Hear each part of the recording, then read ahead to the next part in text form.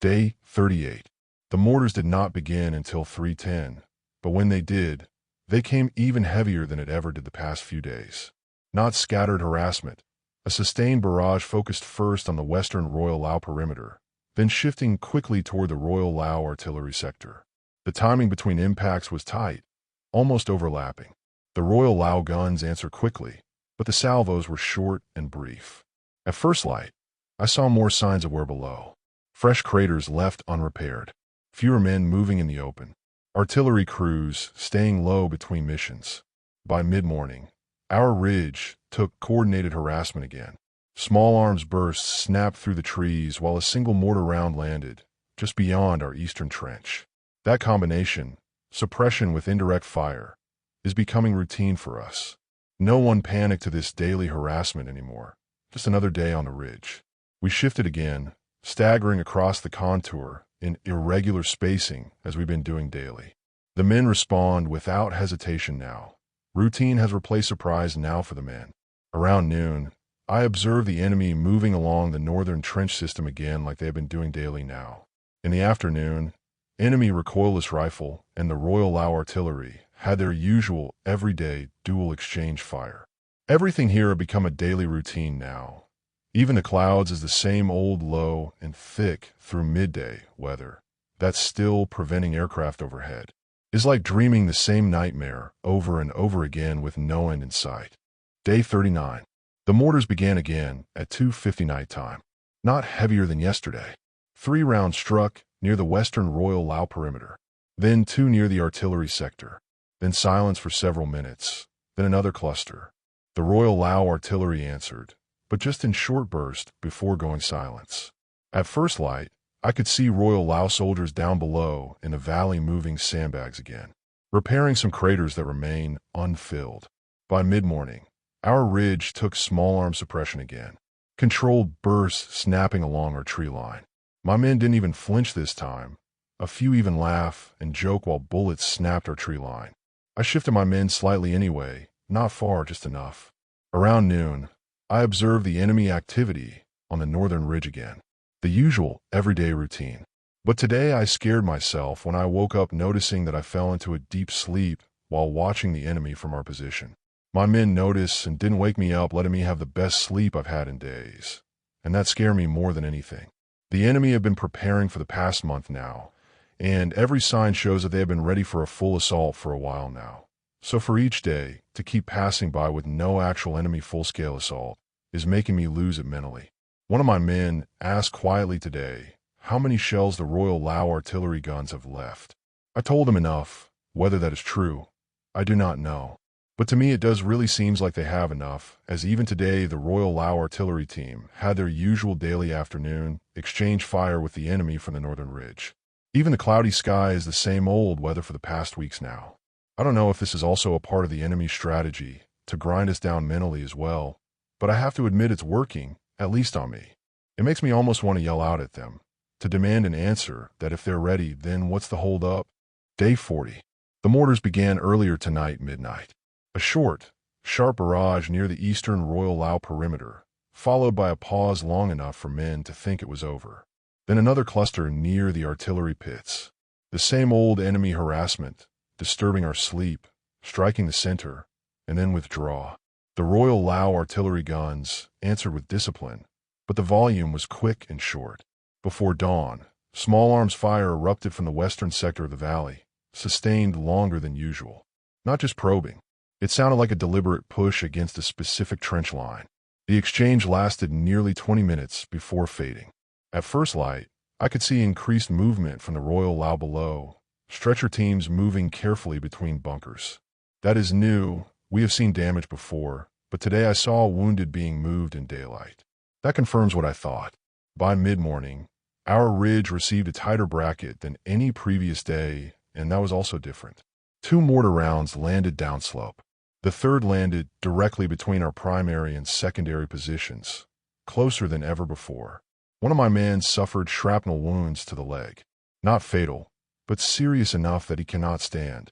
We treated him quietly and moved him to a deeper position. Evacuation is uncertain. Without reliable air support, the wounded will have to remain with us. This is the first serious casualty on our ridge. Everything about today, so far, has been different. I curse myself in silence, as yesterday I was wishing for it. Around noon, I observed enemy movement closer than at any point before. A squad-sized element moved into a forward scrape, perhaps 25 meters downslope. I could see their helmets clearly through gaps in the brush. They are within assault distance now. We did not fire. In the afternoon, enemy recoilless rifle and the Royal Lao artillery sector had their everyday, usual mutual duel. But this time the Royal Lao return fire was minimal. Tonight, I notice everyone reducing their food portion again tonight. Today, for the first time, blood was spilled on this slope, and that makes everything feel closer. Day 41. The mortars began at 2:10, heavier than yesterday, but not prolonged. A sharp barrage struck near the Royal Lao artillery pits first, then shifted to the western perimeter. The rounds were tightly grouped. The Royal Lao artillery guns answered quickly, then goes silence just as quick. Some artillery pieces remain silent now. Whether damaged or conserving ammunition, I cannot tell, but the difference is noticeable. Before dawn, rifle fire erupted from the southern sector, sustained, louder than usual. It carried on for nearly half an hour. When it stopped, there was no immediate artillery reply, only scattered bursts. At first light, I saw more stretcher movement below. One bunker roof near the western edge appears collapsed. Men worked quickly to reinforce it with fresh timber. The valley still holds, but repairs now happen daily. By mid-morning, our ridge took another precise bracket. 2 mortar rounds landed almost exactly where yesterday's impacts fell. The third landed closer to our fallback trench than I expected. We shifted positions again, but there is little ground left that offers both cover and observation. Each adjustment costs us visibility of the valley. The wounded man from yesterday remains stable, but cannot walk. Evacuation has not been possible. We carry him between deeper positions when needed. Around noon, I observed enemy soldiers resting behind sandbag parapets in full daylight, rifles laid across firing slits. They did not rush or crouch low when artillery fired nearby. They have grown confident under bombardment, just as we are from our end. In the afternoon, enemy recoilless rifle and the Royal Lao artillery sector duel it out again as they had done for weeks now. The remainder of the day was the same old routine. Day 42. The mortars began just after midnight again, but tonight they were accompanied by something sharper. Coordinated bursts of automatic fire directed toward the western Royal Lao perimeter at the same time the rounds landed. Suppression layered over bombardment. It lasted longer than usual, perhaps 20 minutes, before easing. The Royal Lao artillery answered, but the response was uneven. Before dawn, silence returned, but it was not calm. It felt like repositioning. At first light, I could see more clearly what has been happening. Along the northern ridge, the enemy trench line now extends almost unbroken across the entire visible slope. Fresh earth, fresh timber, and sandbags stacked higher. They are not expanding further outward. They are thickening. By mid-morning, our ridge received combined harassment again. Small arms bursts snapped across likely observation points while 2 mortar rounds landed downslope. One impact sent fragments into a tree just above our eastern trench. No serious injuries, but the blast was close enough to shake confidence this time. We shifted again, but this time the men movement was slower. Carrying the wounded man between positions under threat takes time. He remains conscious but weaker. Around noon, I observed enemy soldiers moving in organized intervals toward forward scrapes within 20 meters of our lower slope. 20 meters, that's close enough that I could see faces clearly through brush. They are in assault range now, but we still hold our fire. In the afternoon, enemy recoilless rifles and Royal Lao artillery gun went at it again. Our rice is nearly half of what it was when we arrived. The difference between holding and being overrun has narrowed to a few dozen steps of ground, and ground that small does not last forever. Day 43. The mortars began before midnight and did not stop quickly this time. They came in tighter waves, striking not only the valley floor, but also the lower slopes of the surrounding ridges, including ours. 2 rounds landed close enough to shake dirt loose from our trench roof supports. The third struck below our forward scrape, close enough that fragments cut through bamboo. They are no longer content with harassment now. The Royal Lao guns answered immediately, and for several minutes the valley roared again. I counted perhaps half the reports I would have heard in early December. Before dawn, sustained rifle fire erupted from the western perimeter below. Not a short exchange, it lasted long enough that I could distinguish different calibers. This was not probing, this was a forward assault. At first light, I could see smoke rising from one section of the western trench line. Men were moving rapidly there, too rapidly for routine repair anymore. By mid-morning, our ridge faced its first real push. A squad-sized North Vietnamese element advanced from their forward scrape directly toward our lower slope. Not rushing wildly, moving in short bounds, covering one another. Suppression fire snapped overhead, while 2 mortar rounds landed behind our secondary trench. They were trying to fix us in place, and for the first time since being here, I finally ordered the men to open fire, to return fire for the first time. Our machine gun opens up with controlled bursts, and our rifle fire with precise measured. The engagement lasted perhaps 10 minutes before they withdrew back to their trench line. We counted at least one body dragged back. We lost no one, but the message was clear. They're testing assault routes now. My wounded man from 2 days ago is worsening. Without evacuation, infection is a concern. In the afternoon, enemy recoilless rifle fire struck near the Royal Lao artillery sector again, and both sides had their daily duel again, but I saw that one of the Royal Lao artillery guns has not fired all day, and that was concerning. Today, it felt like a front line. For the first time, they try to take out position, and that changes the air completely. Day 44. At 3:30 the mortars began and did not pause between sectors the way they usually do. The barrage struck the western Royal Lao perimeter, shifted toward the artillery pits, then rolled back across the center in overlapping waves. It lasted longer than any previous night, nearly half an hour. The Royal Lao artillery guns answered hard at first, and for several minutes the valley thundered like it used to in December. Before dawn, automatic fire erupted again from the western sector below. This time it sounded closer, sharper. The exchange was heavier than previous days. I could hear shouted commands echoing upward through the dark. At first light, smoke rose thicker from that side of the valley. One section of the trench line looked damaged. Earth collapsed inward, and I saw men reinforcing it hurriedly. By mid-morning, they pushed our ridge again.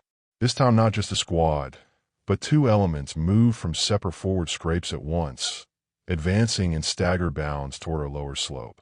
Suppression fire pinned the tree line, while mortars landed behind our fallback trench. Not random, but deliberate. We returned fire again in short bursts. I saw one enemy soldier fall and remain unmoving. The others dragged him back quickly under cover of their trench. The engagement lasted longer than yesterday, nearly 20 minutes before they disengaged. No one on our ridge was killed, but one man took grazing fragments along his arm. They're pushing harder now. In the afternoon, the enemy recoilless rifle and the Royal Lao artillery guns dueled out again. The weather did not change, still the same cloudy and low weather. That's still preventing air support from appearing. We still hold this ridge, but today felt less like probing and more like measuring how long we can resist before weight becomes force. Day 45. The night did not ease into morning. It shifted violently. At 2:15 the mortars began in the heaviest concentration we have endured so far. Not just the valley floor, not just the artillery sector, but also the lower slopes of multiple ridges being struck simultaneously, including ours. 4 rounds landed within seconds along our western contour. The trench roof shook loose soil onto our backs. 1 round impacted just beyond our eastern fallback position, closer than any previous strike. The Royal Lao artillery answered quickly, but the return fire was fragmented. Some guns fired hard, while others remained silent. The rhythm below is broken now, no longer unified thunder. Before dawn, sustained automatic fire erupted across 2 sectors of the valley at once. This was a coordinated pressure by the enemy. At first light, smoke drifted across nearly the entire valley floor. I could see increased movement near the western perimeter, stretcher teams again, more than before. By mid-morning, they assaulted our ridge in force. At least 2 squads advanced from their forward scrapes, supported by suppression fire and mortars landing behind our trench line. They attempted to climb directly up the lower slope, using fallen timber for cover. We returned fire immediately. The exchange was close and violent. Branches shattered overhead, with dirt sprayed into the air with each impact. I saw one enemy soldier fall and not move, and another crawl back under covering fire. They pushed within perhaps 15 meters before pulling back. We suffered one serious casualty. A rifleman struck through the shoulder. He remains alive, but we cannot move him easily. In the afternoon, enemy recoilless rifle fire struck near the Royal Lao artillery pits again. The return fire from the Royal Lao in the valley was weak and brief. I saw at least one artillery position that appears abandoned. Today, the valley is under visible strain, guns are falling silent, and casualties are rising, with North Vietnamese assault elements climbing our slope. The enemy is no longer content to surround. They're trying to break through to us. And when they commit fully, it will be overwhelming. Day 46. The night opened with a barrage at 1:30. The mortars began and did not pause between sectors. They struck the western Royal Lao perimeter, shifted to the center, then rolled deliberately toward the artillery pits in overlapping waves. The Royal Lao guns answered quickly, and for several minutes the valley shook again with heavy outgoing fire. Before dawn, sustained automatic fire erupted along two valley sectors at once. It was even louder and more continuous than previous exchanges. I could hear heavier weapons mixed into it, deeper bursts than rifles alone. At first light, smoke rose from multiple areas of the western perimeter. I also saw something new, small groups moving rearward from one section of the valley, not in panic, but repositioning. By mid-morning, our ridge was struck hard again. Mortars landed in tight, bracketing patterns across our contour. One round impacted directly behind our primary trench, sending fragments into our rear position. The wounded rifleman from yesterday could not be moved quickly enough. We shielded him as best we could. The North Vietnamese soldiers came in 3 elements, advancing from forward scrapes simultaneously, not just from one direction, but 2. Suppression fire pinned the tree line while they attempted to climb the lower slope under mortar cover. We returned fire immediately and continuously. The exchange was close, closer than any previous day. I saw at least 2 enemy soldiers fall before they were dragged back. The climb slowed under our fire, and after nearly 25 minutes, they withdrew to their trench line, but they did not retreat far. They remained within sprinting distance from us. My rifleman that was wounded yesterday bled heavily from the concussion of the mortar impact today.